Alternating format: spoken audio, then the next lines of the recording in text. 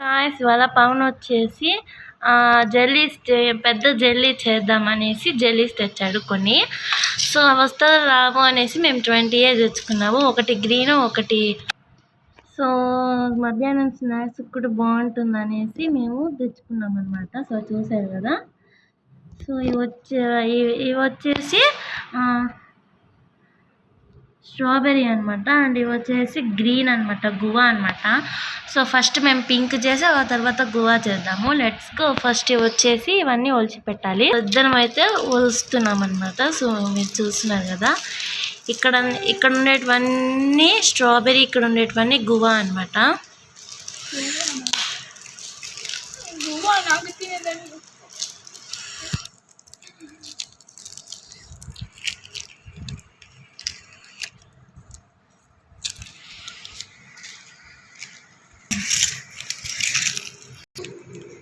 So let's go.